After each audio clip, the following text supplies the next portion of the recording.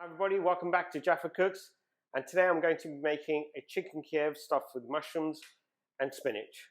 So before I start, click on the subscribe button, share with your family and friends, and give me a big thumbs up. So that's out of the way, let's get cooking.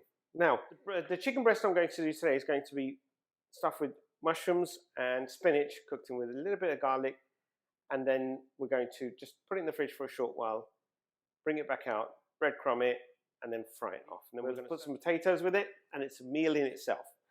Okay, so but before I go ahead and start preparing the chicken, I just wanted to make some something to actually stuff it with. So I've got some butter here. I'm just going to take some mixed herbs, and I'm just going to literally just mix that in. And what this is going to do, this is going to be that added liquid that comes out, and it gives it that nice texture as well with your chicken, and it doesn't make the chicken dry from inside when you cook it. So this is just general salted butter, and I'm just mixing that mixed herbs in. And what I'm going to do is I'm going to put it into some cling film, and then I'm going to pop it in the freezer. And then when I'm ready to stuff my chicken, I'll take this out and I'll finally cut some of it and then stuff it inside the chicken and then put it back in the fridge. So quick and as easy as it is, just a couple of minutes. I've just mixed in the mixed herbs, and all I'm going to do now is literally just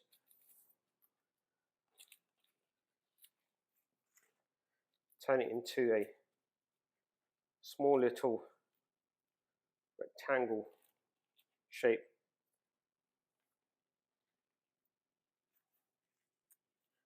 And that in itself is good to go. So I'm going to pop this in the freezer, quick clean up, I'll see you back at the hob. Welcome back everyone. So my pan is on the hob.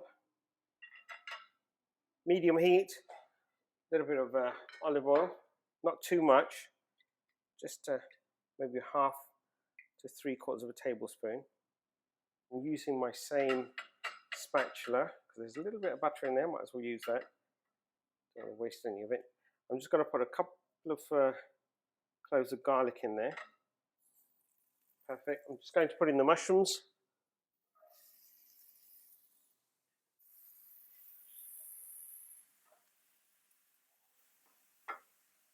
Now I'm going to cook the mushrooms off to the point where there's no water coming out, and then I'm going to... Now the spinach I've got is around about 100 grams. It may look a lot, but by the time you finish cooking with it, you'll realize that it actually does shrink to 1/4 the amount. Sprinkle my spinach, and again, by the time we cook this off, this will shrink in size as well. Now this is regular spinach, not baby spinach. One of the reasons why I just couldn't find baby spinach, but it does taste a little bit nicer. There's less bitterness in it. Good time to season your mixture.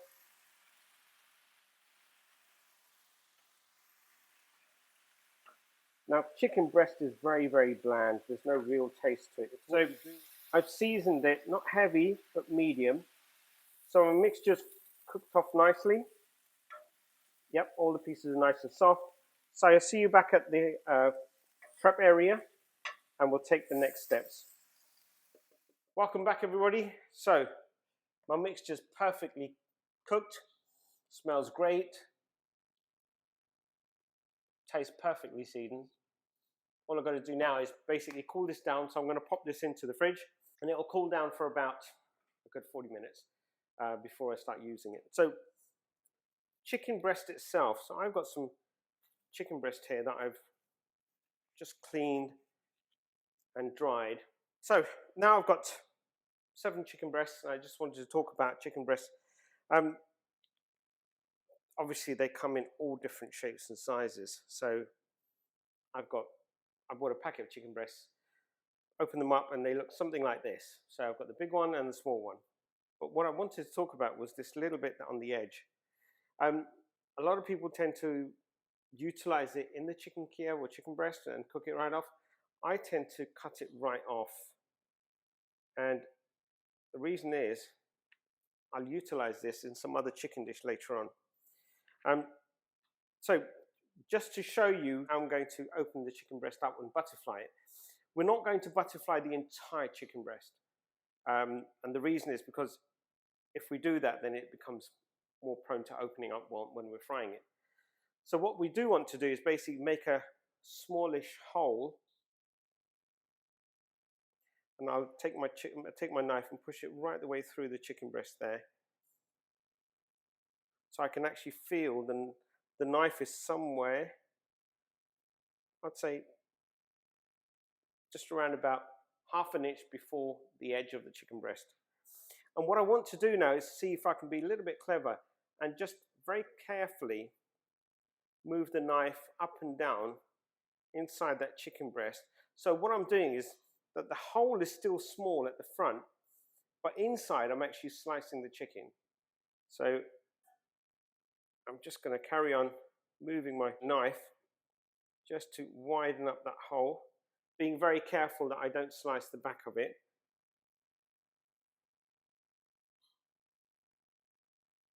Okay, so if I now just put my little finger in there, I should be able to feel, yep, I've gone all the way down to there, which is good. We don't want to get too close to the edge and then find out everything split. So I'll do the same on the other side. And you know what, if it does slice open or if you pierce a hole through it, it's not a problem. We're going to cover it with egg wash, breadcrumb it, that should seal it. Just going to go the other side now.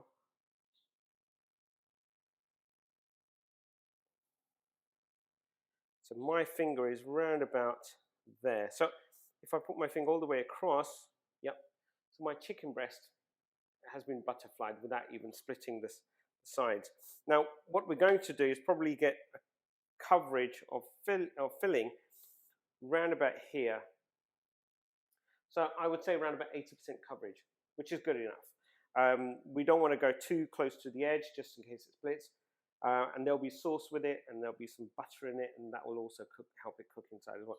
But the point is to actually fill and keep this hole very, very small as possible. So I'm going to carry on with the rest of these, and I'll see you in about 5 or 6 minutes just before I'm ready to stuff them. Okay, see you shortly. Welcome back, everybody. So I've taken out my little garlic butter, and I've just sliced it up in little discs.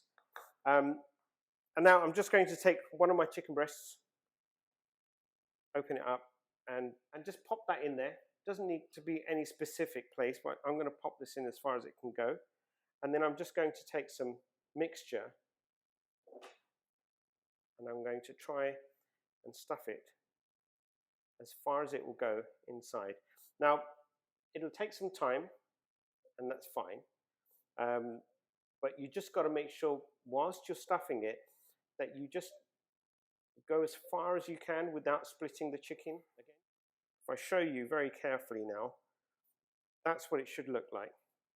Now, if I look at my chicken, you'll find that some of the chicken breast, the end part, isn't stuffed, and we don't want it to be stuffed. There's a big possibility that if we go too further into it, that we'll end up splitting it. However, the garlic butter that we've got there will seep into the areas where the mixture won't go in, and it'll taste perfect.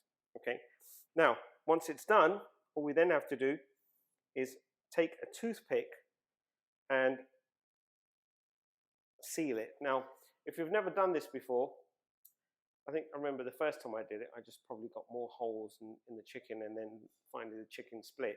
Not a problem. Don't worry about it.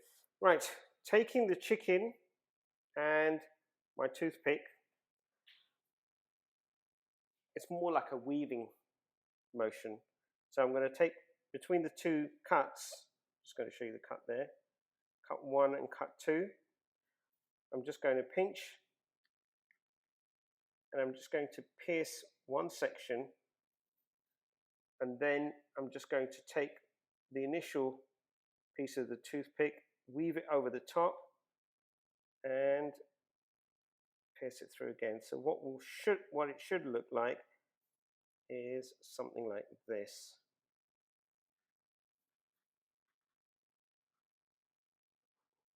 So I'm going to finish off the rest of the chicken breasts. I'm going to put these in the fridge for about 20 minutes, and then I'll see you after half an hour once they've had a good time in the fridge and that butter's solidified again.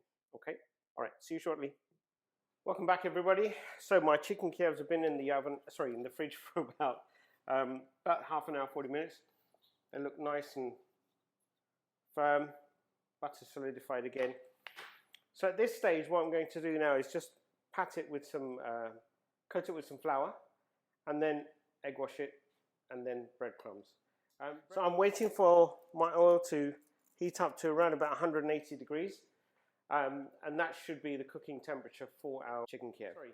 Season the flour. I've got some salt and pepper. Just going to give that a quick mix. So I've tried to give you enough of a view to show you how it's all supposed to be done. So I'll take one of my chicken breasts here, and as you can see, the toothpick is still it. Don't worry about the toothpick. Let it go in as it is, even in the fryer. Once the chicken Kiev comes out, we'll then carefully remove that, and that should basically, the egg and the breadcrumbs and the flour should seal it once it goes into the fryer. So just a quick light cover of flour. The way to do this, if you're doing more than one, I suggest you light flour them first, and then do the egg wash, and then do the breadcrumbs. So I'm just going to do that in the same manner. Welcome back. So this is where the messy part happens, but it's all worth it. So I'm going to dip my chicken in the egg. Make sure it's nicely coated. Any bits left dry won't have the breadcrumbs sticking to it. Wet hand, dry hand. So the technique is to basically keep one of your hands dry, at the same time trying to keep the other hand only on the egg wash. So I'm just going to make sure that this is fully covered. And I've got the same tray which I've moved across, and I'm going to just perfectly lay that there, ready for it to go into the fryer. Okay, so keep watching. I'll finish this off, and I'll see you back at the hob in about 10 minutes. Welcome back, everybody. My chicken Kievs are nicely coated with breadcrumbs. I'm going to carefully place it into the oil. Sorry, once this is happening, refrain from touching it. I'd leave it to carry on cooking for about 3 minutes, and then we'll turn them over. So I'm just going to have a quick look at my Kiev. Oh, beautiful. Absolutely beautiful. Yep, it's going to turn them over.